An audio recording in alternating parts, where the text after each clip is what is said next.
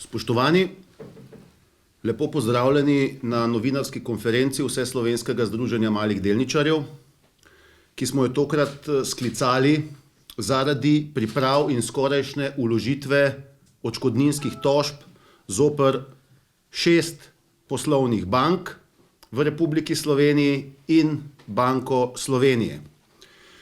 Za vložitev tožb smo se odločili predvsem v izogib morebitnemu zastaranju možnosti, da se odškodninske tožbe vloži tudi zoper same poslovne banke.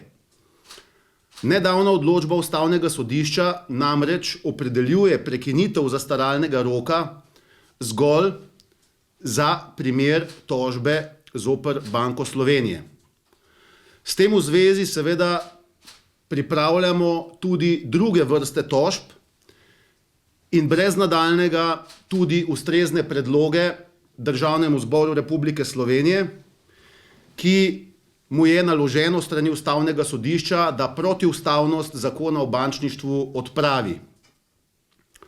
V tem postopku sem že ob sprejemu pri predsedniku Državnega zbora, dr. Milanu Brglezu, opozoril na pomen teh postopkov in predvsem željo, da ne bi pri pripravi samega zakona, kot je temu še vedno v tem času, sodelovalo zgolj Ministrstvo za finance in v veliki meri prav isti akterji, ki so nastalo situacijo tudi povzročili.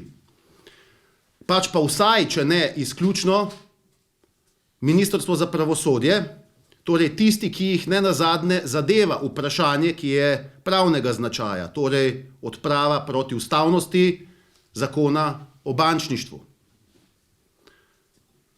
V zvezi z vložitvijo odškodninskih tožb smo opravili številne pogovore, tako v okviru vse širšega kroga strokovnih sodelavcev združenja, kakor tudi številnimi uglednimi uveljavljenimi odvetniškimi pisarnami. Odločili smo se za sodelovanje z odvetniško pisarno Mira Senice in odvetnikov. S tem v zvezi pozdravljam predstavnika, partnerja, direktorja odvetnika te odvetniške pisarne, gospoda Damjana Gregorca, in pa odvetniško pisarno Jereb. Iz tega naslova pozdravljam odvetnico in direktorico pisarne Petro Jereb.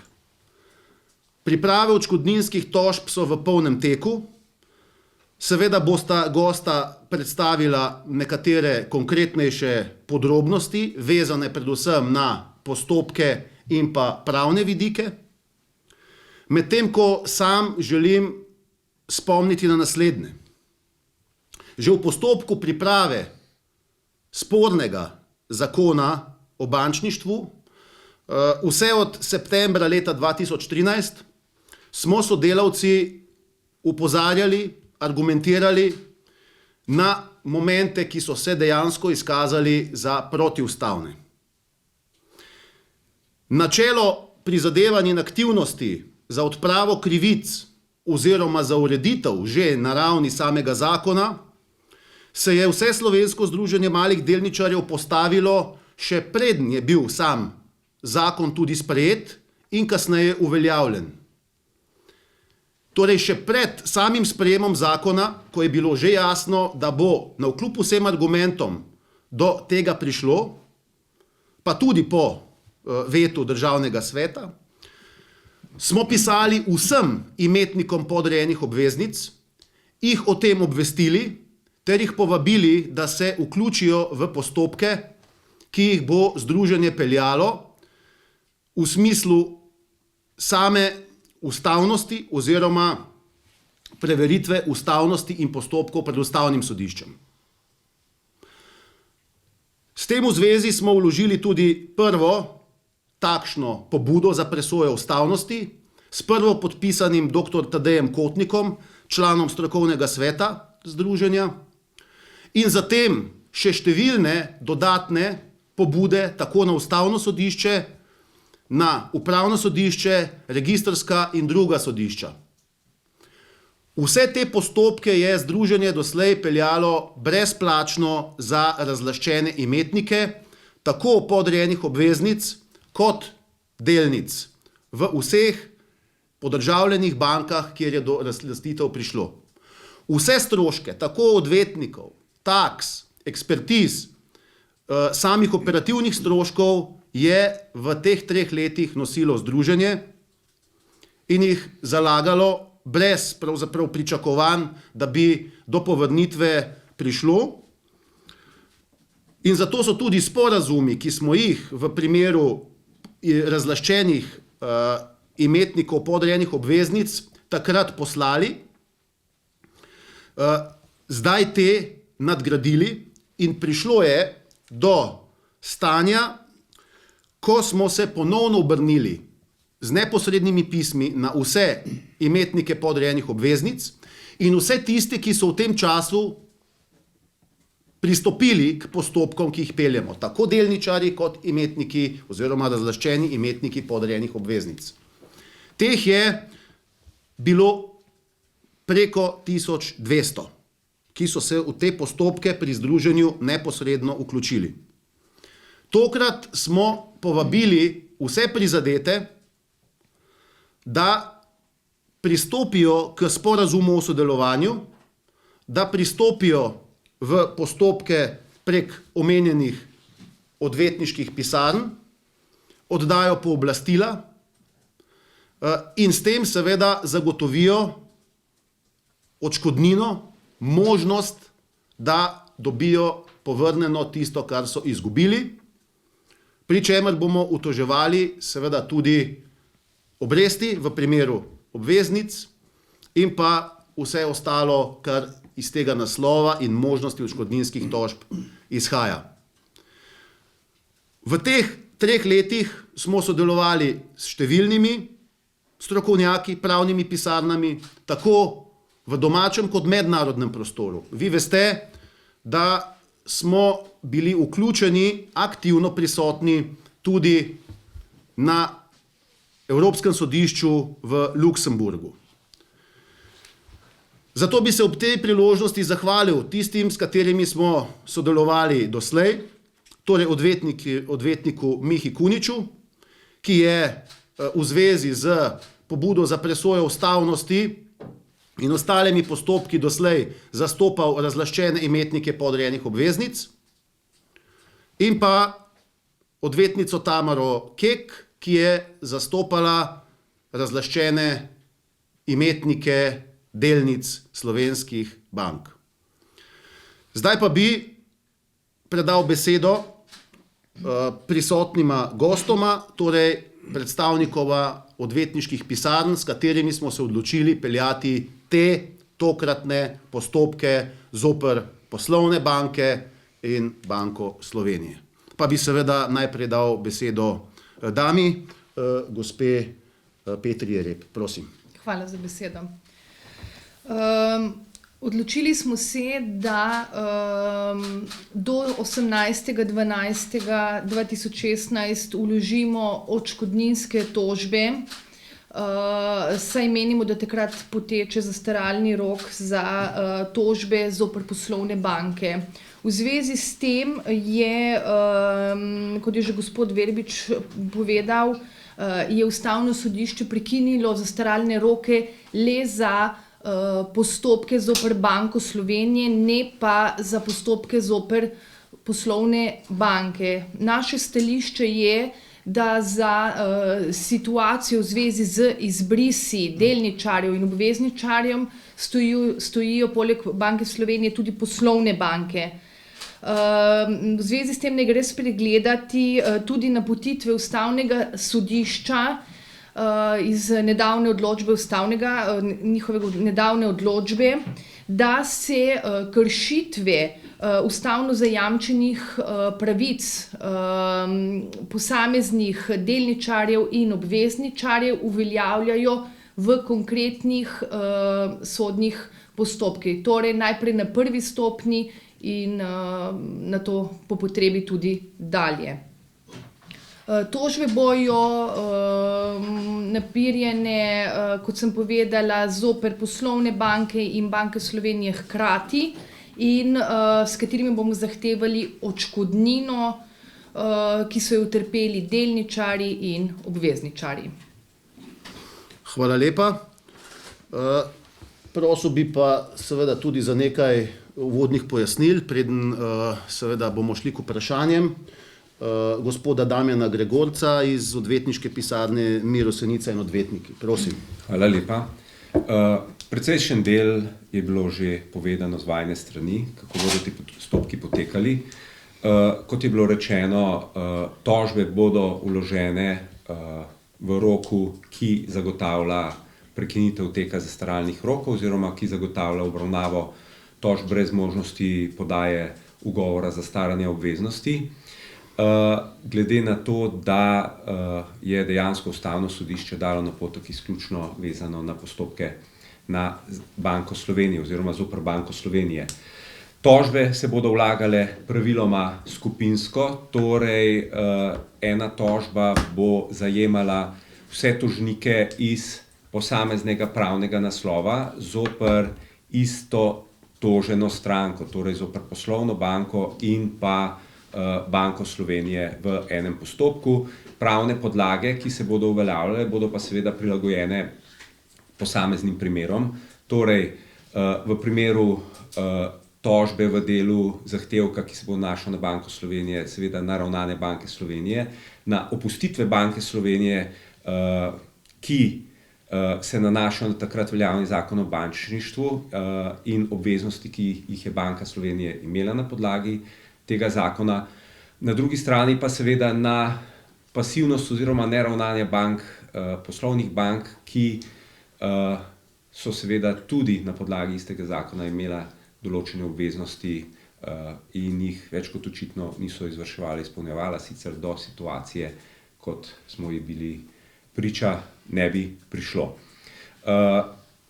Predvideva se, glede na kompleksnost zadeve, da bo za rešitev postopka potrebno izrabiti vsa pravna sredstva, torej postopek na prvi, drugi stopnji in po vsej verjetnosti tudi postopke pred Vrhovnim in Ustavnim sodiščem.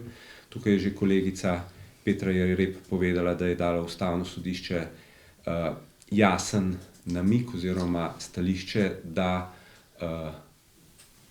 v dosedanjih postopkih niso bila izčrpana možna sredstva za varstvo človekovih pravic posameznih razlaščencev oziroma posameznih imetnikov podrejenih vrednostnih papirjev, ki jih bodo lahko uveljavljali seveda v konkretnih postopkih. Konkretni postopki v tem primeru so pa ravno postopki, ki se pripravljajo in ki se bodo vlagali v tem roku.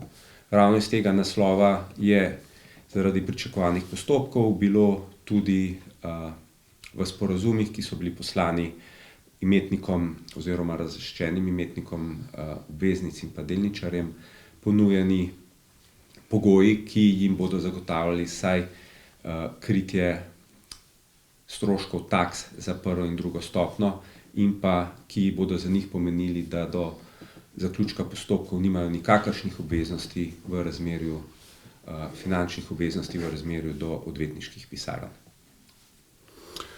Hvala lepa, odvetnik Gregorc, tudi za to iztočnico, ki ste jo podali. Seveda je današnja novinarska konferenca namenjena informiranju javnosti, hkrati pa tudi temu, da ponovno povabimo vse, ki so bili prizadeti, razlaščeni, tako delničarji kot imetniki podrejenih obveznic 6 slovenskih bank, kjer je do popolnih razlastitev brez kakršnega koli nadomestila prišlo konec leta 2013, v primeru Banke Celje pa leto zatem, da se neposredno vključijo v postopke, ki smo jih pripravili s kompetentnimi odvetniškimi pisarnami in širokim krogom strokovnih sodelavcev.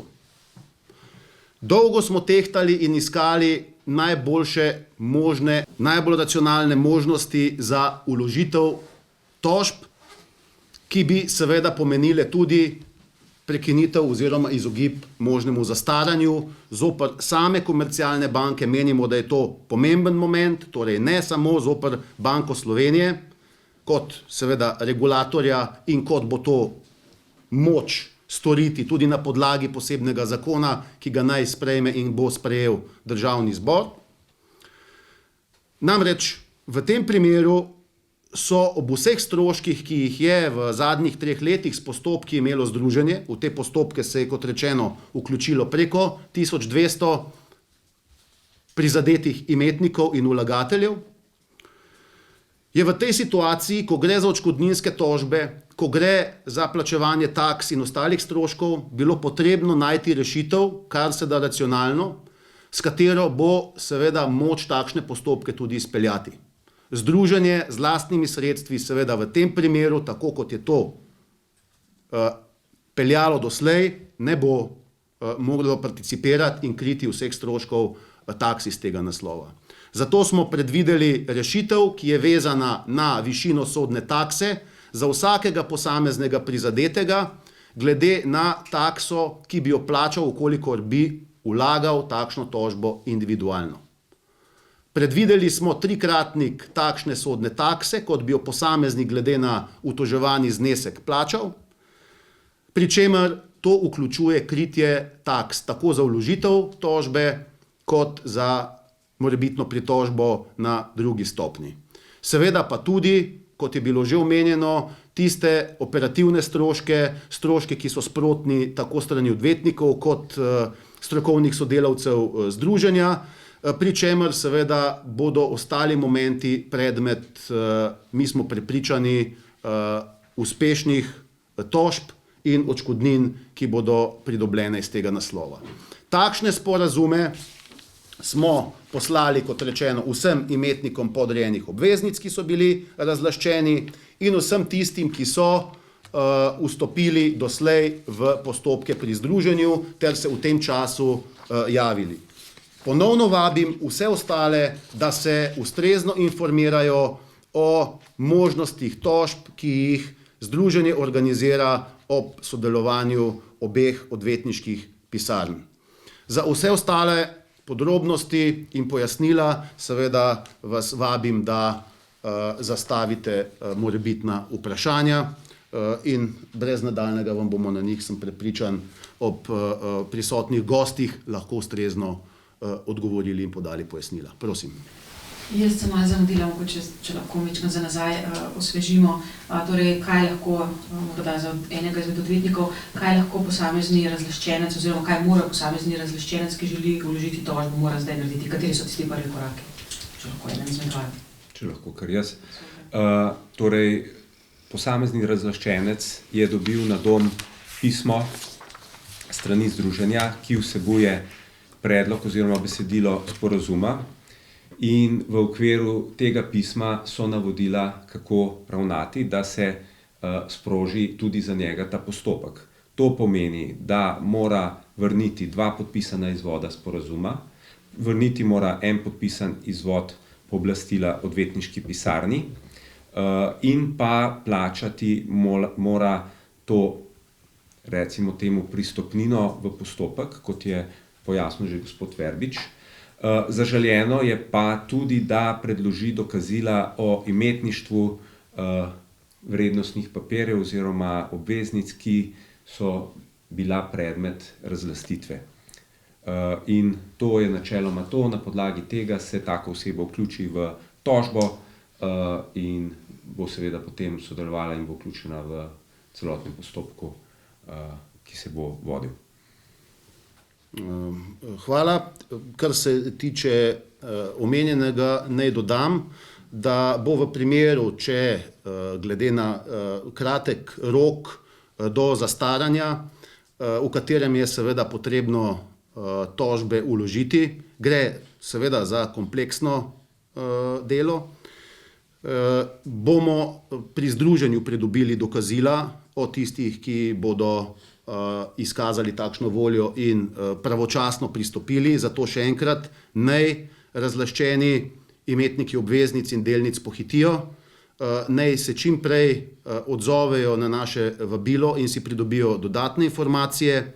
Tisti, ki niso neposredno prejeli na dom sporazumov in dopisa združenja, torej, ki se doslej niso vključili ali pa izkazali svojega interesa, lahko to še vedno storijo, vendar ne pohitijo, da bomo v takšnem primeru seveda lahko poskrbeli za njihovo vključitev in v primeru, da ne razpolagajo z dokazili o imetništvu, ta dokazila pridobili strani združenja, glede na to, da veste, je v tem času klirinško-depotna družba, kakor tudi borzno-posredniške, ampak predvsem klirinško-depotna družba, dodatno obremenjena tudi zaradi ukinjanja registrskih računov, tako da so tam roki za pridobivanje teh dokazil temu primerno nekoliko daljši in bomo, ukolikor seveda ne bodo uspeli priskrbeti teh dokazil sami razlaščeni imetniki delnic in obveznic, zato poskrbeli pri združenju, ampak vendarle velja, naj pri tem pohitijo in skušajo zagotoviti, kar se da celovito dokumentacijo že v tej fazi. Sicer pa je za pristop k odškodninskim tožbam dejansko potrebno v tem času, torej do najkasneje 14. decembra na VZMD, na združenje poslati oziroma moramo mi prejeti 2 izvoda podpisanih sporazumov, izvod pooblastila odvetniški družbi, tisti, ki na posameznem primeru dela, to bodo seveda dobili po pošti tisti, ki bodo izkazali interes, in pa potrebno je do vključno 14.12. plačati omenjeno pristopnino, kajti tudi v tem primeru si ne moremo privoščiti, da bi se izpostavili in da bi padla plačila taks na združenje, ker enostavno v vsem tem času in vseh teh postopkih takšnih sredstev nimamo več na razpolago. Veste pa, da ko je enkrat tožba vložena, seveda to za sabo potegne tudi plačilo taks, tudi v primeru, da bi se naknadno kdo odločil umakniti. Še kakšno vprašanje, prosim? Še vprašala, zdaj, če sem prav razumela, vi že imate 1200 vlagateljev, ki so pristopili k tožbi, ali sem narobe razumela? Hvala za to vprašanje. Bom, kar se tega tiče, zelo natančen, ker gre za pomembno vprašanje in seveda deležni smo tudi strani tistih, ki so se vključili doslej vprašanj na to temo, ali vključitev doslej na podlagi sporazumov, ki so bili vezani na pobudo za presojo ustavnosti, veljajo pogoji tudi za njih. Odgovor je ne, žal ne. V tem času je prišlo v smislu razvoja dogodkov do toliko novih momentov, dejavnikov in okoliščin, ki enostavno ne omogočajo, da bi na podlagi tistega takratnega sporazuma lahko nadaljevali. Ponovno izpostavljam, takratni sporazum je bil poslan, ponujen vsem razlaščenim imetnikom podrejenih obveznic, pravzaprav še prednje do izbrisa in razlastitev prišlo. Mi smo jim poslali dopise, kot že povedano ob začetku novinarske konference, takoj, ko se je pokazalo, torej že v mesecu novembru 2013, da bo takšen zakon protiustaven, kot se je izkazalo, zakon o bančništvu, dejansko sprejet. Zato enostavno takratni sporazum in okoliščine, ki smo jih tam predvideli po vseh teh 3 letih, seveda niso več primerne za nadaljevanje, kakor tudi seveda dejstvo odločitev ustavnega sodišča, kakršna je nalaga. Mi smo si želeli, mi smo si prizadevali, da bi bila odločitev takšna, ki ne bi nujno pomenila dodatnih postopkov pred sodišči, vendar pa zagotovili smo, da bomo uporabili vsa pravna sredstva in vsa pravna sredstva pomeni tudi odškodninske tožbe zoper poslovne banke, česar pa odločba ustavnega sodišča ne naslavlja v smislu tega, da bi bil rok zastaranja prekinjen. Ja, no, ampak a vi zdaj že imate recimo določeno število vlagateljev, ki so pristopili k tej tožbi, a bo ta tožba skupinska in ali se to nanaša samo na razlaščence obveznic ali tudi delničarje?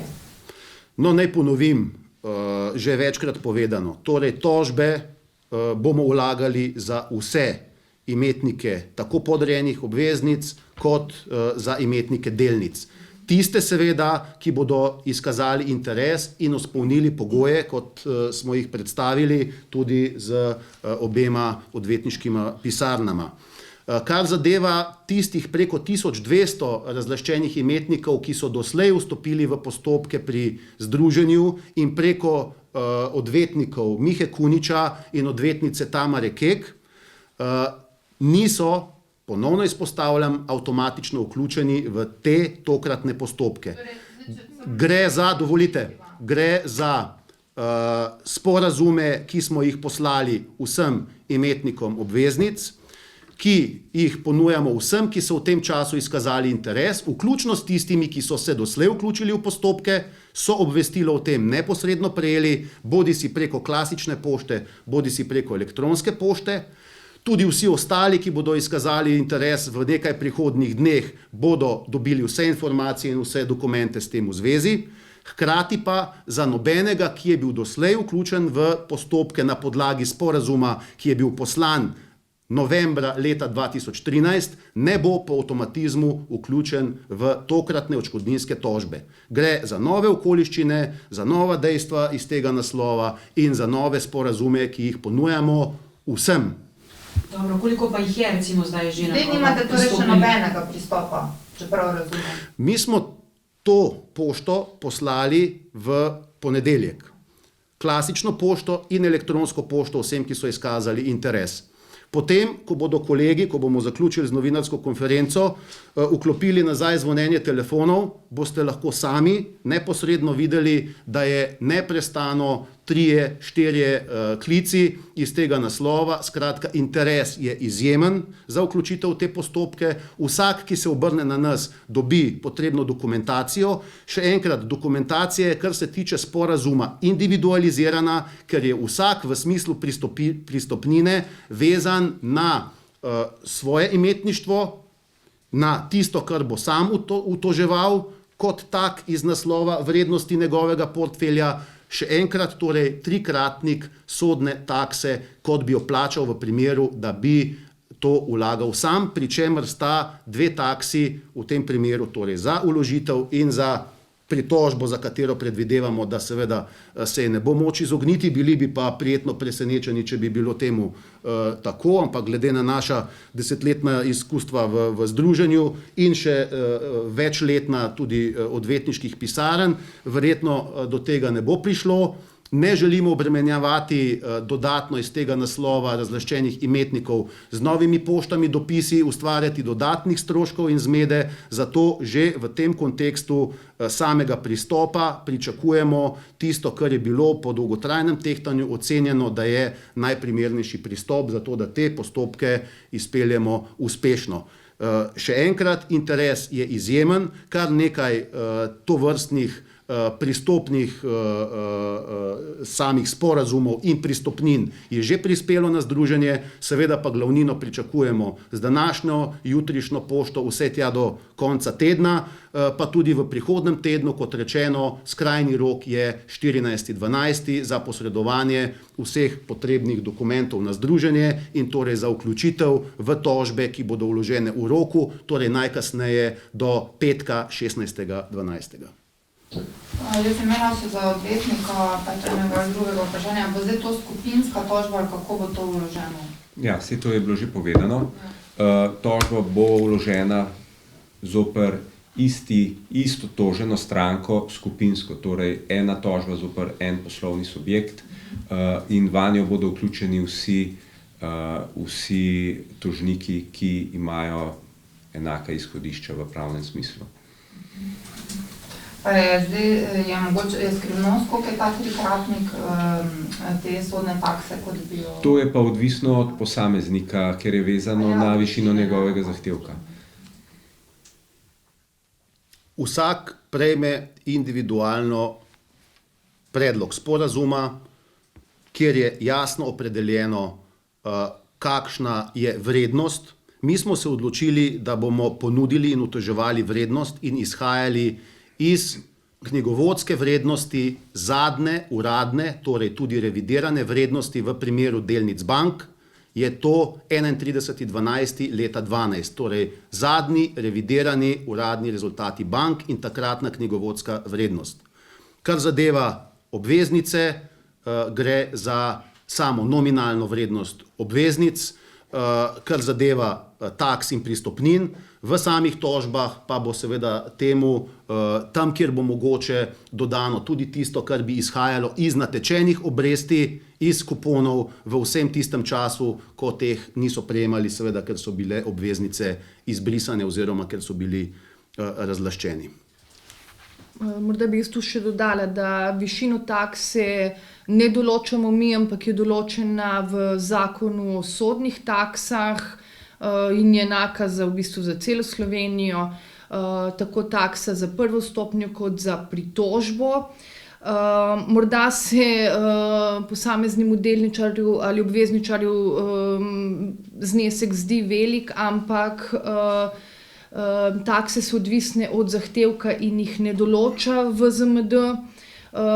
Je pa treba poudariti, da bojo ti postopki zelo dolgotrajni in kompleksni in bojo terjali tako veliko angažiranje VZMD-ja kot odvetnikov, ne? Ker ne bo tukaj zgolj dokazovanje z listinami, ampak tudi s pričami, iskanje prič, izvedencev, angažiranje dodatnih strokovnjakov, zato je razumljivo, da tudi stroški niso majhni, ki jih bo pač v delu tudi za te postopke že sedaj poleg takse kriv VZMD. To pomeni, da ne bo nekih dodatnih stroškov potem recimo tekom postopkov, ker se, kot ste rekli, to se lahko potem vleče leta. Ja, seveda, sporazum je tukaj jasen, da takse ne bojo zalagali, so pa možni neki dodatni stroški, ampak večina jih bo kriv VZMD, nekatere bojo tudi same stranke, stroški za odvetnika se bojo pa krili v bistvu iz nagrade na koncu. Ne bo stranke ne bojo bremenile tekom postopka. Do zaključka postopka stranka nima nobenih stroškov v zvezi z odvetniki. Kaj konkretno oziroma koliko boste zahtevali v tožbah? Verjetno zneski, ki so bili izbrisani, plus obresti, kako bo to šlo?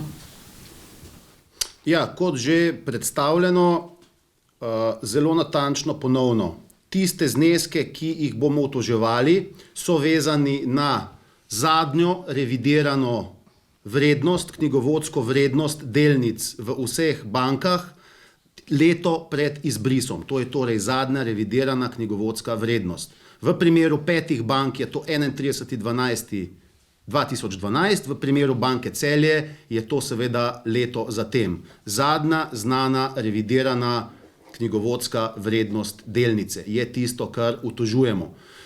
Za takšen pristop smo se odločili po dolgotrajnem tehtanju in razmisleku o tem, kaj bi bil primeren znesek, tudi z vidika različnih situacij v različnih bankah in v različnih primerih. Pri tem naj ponovim ali pa nadgradim to, kar je odvetnik Gregorc omenil, da bodo tožbe zoper posamezne banke, v nekaterih primerih bodo tožbe vezane tudi na sam vrednostni papir znotraj posamezne banke, kajti nekateri vrednostni papirji seveda imajo svoje specifike, ki jih bo treba s tem v zvezi obravnavati v posebnih odškodninskih tožbah znotraj tudi iste banke. Medtem ko pri obveznicah, ponovno izpostavljam, je tisto, kar se bo utoževalo in iz česar izhaja tudi taksa, kot je obračunana v smislu same pristopnine v te tožbe in te postopke na podlagi nominalne vrednosti obveznic, čemur pa bo tam, kjer bo to mogoče v postopkih, dodano seveda tudi obrestovanje iz naslova obresti, ki so v tem času zapadle oziroma bi jih iz naslova kuponov prejeli vlagatelji oziroma imetniki teh obveznic v tem času glede na različne zapadlosti. Seveda pa je to vprašanje, ki je že bolj pravne narave, morda še kdo od odvetnikov kaj več o tem. Seveda bomo tukaj skušali zasledovati tudi to, da se tudi tam, kjer je mogoče same obresti, torej iz naslova obrestovanj od razlastitev, od nastanka škode, vključi v takšne tožbe.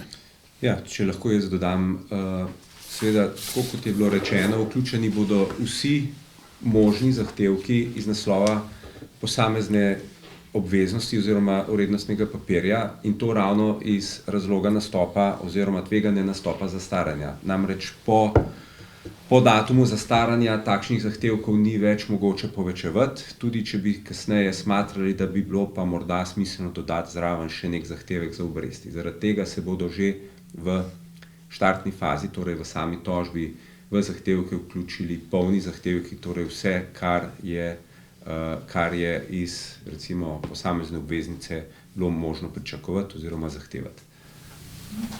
Tožile se pa ne bodo samo poslovne banke, ampak tudi Banka Slovenije. Da. Prej ste še o teh taksah govorili, a se da recimo v odstotku reči, koliko približno recimo znaša ta taksa, če posameznik pač odloči za odškodninsko tožbo? Ne, žal se v odstotku ne da, ker ni to takse niso določene v odstotku, ampak so od tožbenega zahtevka v razponih in ne gre to linearno. Kar se seveda tiče vprašanja samega zakona o sodnih taksah in sodnih taks, naj dodam, da smo v združenju zgroženi in ogorčeni nad tem, kakšen taksni sistem imamo v zvezi z uresničevanjem in pravico, ki je nenazadnje ustavna pravica do tega, da državljani iščejo sodno varstvo. Izkaže se namreč, da so te takse takšne, da si pravzaprav običajen državljan pogosto zelo težko privošči postopek že samo iz naslova taks, ki jih je dolžan plačati.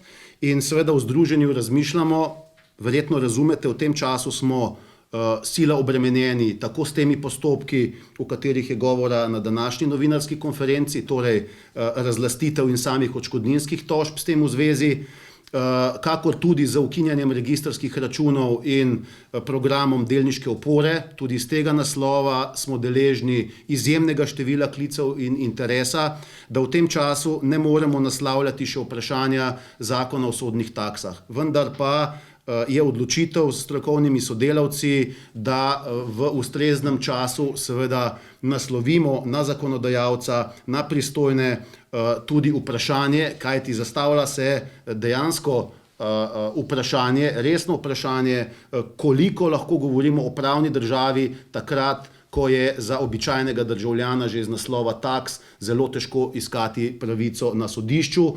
Toliko bolj spričo dolgotrajnih postopkov, ki so pogosto vezani ne samo na osnovno prvo stopnjo, na drugo stopnjo in nadaljevanje na ostalih ravneh na sodiščih. Zato, kot rečeno, bomo takrat, ko nam bo čas to in možnosti dopuščale, naslovili tudi to vprašanje same politike taks, sodnih taks v Republiki Sloveniji. Še kakšno vprašanje morda? V tem primeru bi se vam lepo zahvalil za obisk na novinarski konferenci ter dovolite, da ponovno povabimo vse, ki so bili razlaščeni in prizadeti iz naslova nedopustnih ravnanj tako Banke Slovenije kot oblastnikov, kakor tudi komercialnih bank in nekaterih drugih, ki so bili v te postopke vključeni, tudi v pripravi različnih cenitev, revizij in podobnega, da se prizadeti vključijo v postopke, tako kot smo doslej kompetentno te peljali, se že ob sprejemanju zakona o bančništvu, ki je takšne razlastitve omogočil, postavili na čelo vseh teh aktivnosti in prizadevanj, bili doslej uspešni do tiste mere, kot je bilo moč biti uspešen. Nenazadnje to je dalo podlage tudi za postopke in tožbe, za katere sem prepričan, da jih bomo uspešno peljali naprej, toliko bolj ob vse bolj okrepljeni ekipi kompetentnih strokovnih sodelavcev in odvetniških pisarn. Hvala lepa in srečno. Hvala.